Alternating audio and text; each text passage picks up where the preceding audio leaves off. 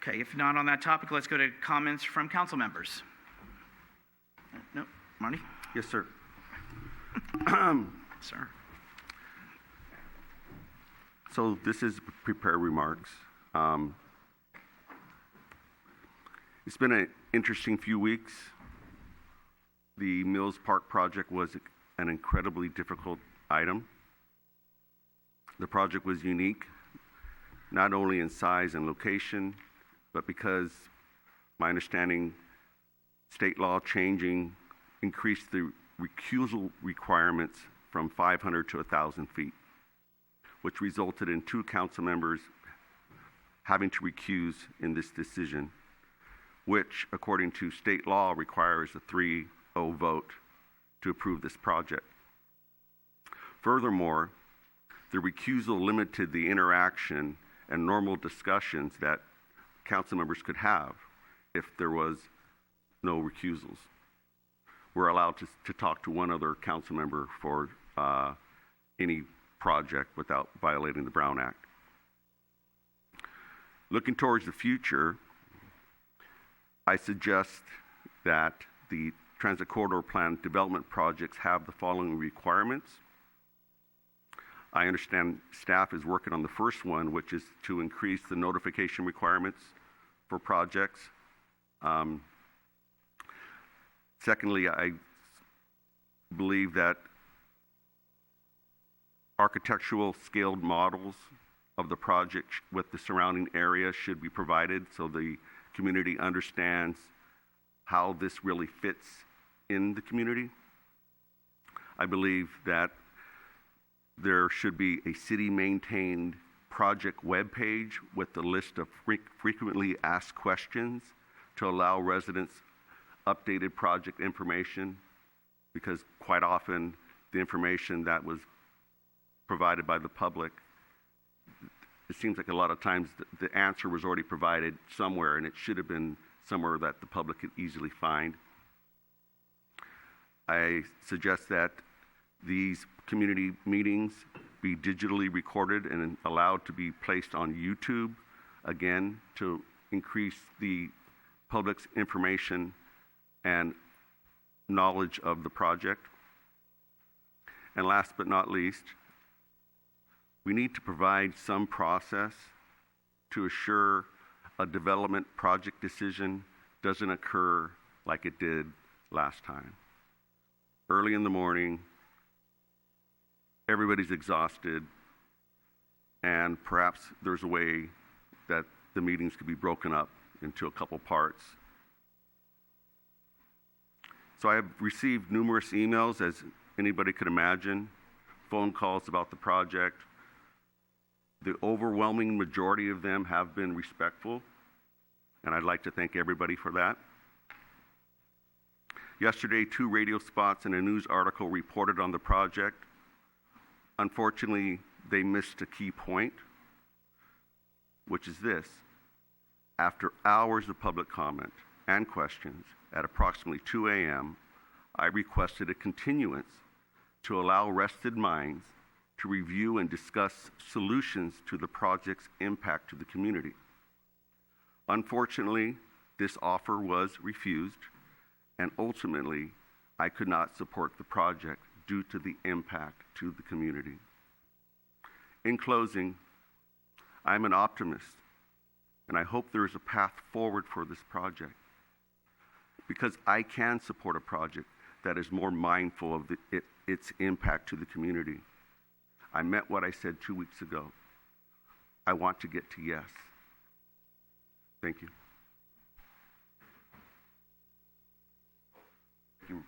Thank you, Mayor.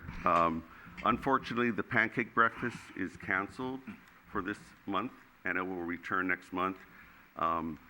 It's been extremely successful lately, and I'm sure we'll be able to meet the demand that's increasing here. So at the American Legion breakfast. Thank you. Thank you. Laura. I'm just going to make some comments about 2 weeks ago as well, and I'm going to keep it short and simple. I don't make my decisions lightly. I spent a lot of time researching, asking questions, reaching out to all aspects of residents, whether it's developers, other communities, other cities.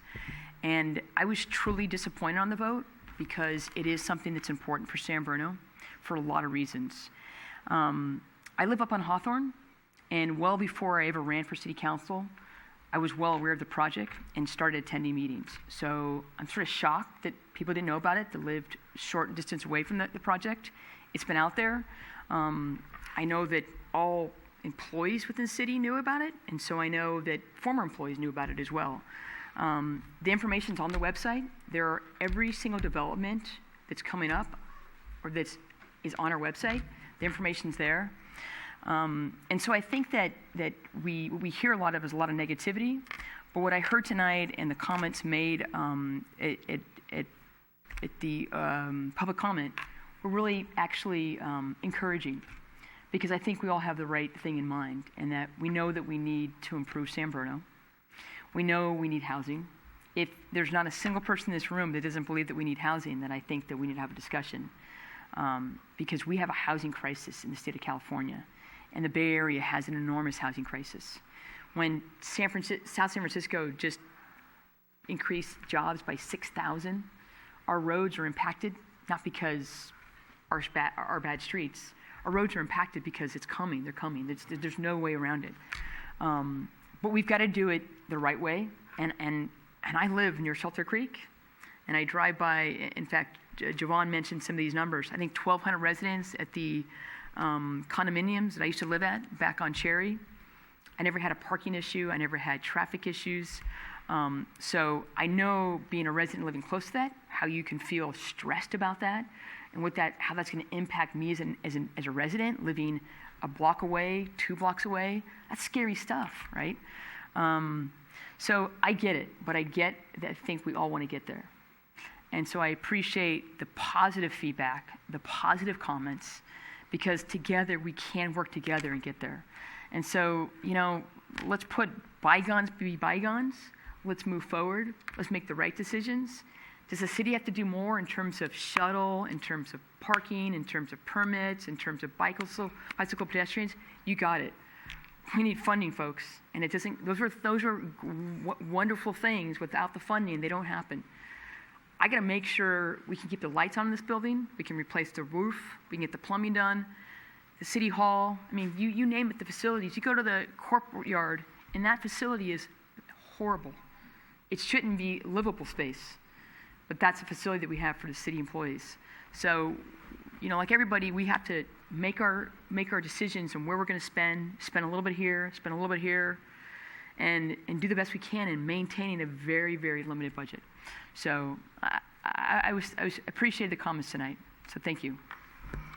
Okay. I have one thing, but I'm going to go off the July 9th meeting because I wasn't going to share it at 2:33 in the morning. But what I do want to point out is over here on the board is last month, June and Phil were married. June turned 100 last month, lives in San Bruno. Former Mayor Wayne and I went. She lives on his block, and my thought to her was, when you turn 100 in this town, you get to have the mayor and the former mayor. She is a very special lady with her husband, Phil. They had folks that came in from everywhere, the neighborhood. It was very exciting. I believe, I thought it was 1970 that she moved to Palomar Court. As I was reading things to her and going over it, she corrected me that it was 1969. So this lady is impressive. And one of the things I asked her, because Vicki Heshe at City Hall asked me to ask this, so what's your secret? What is it? And without hesitation, it was laughter.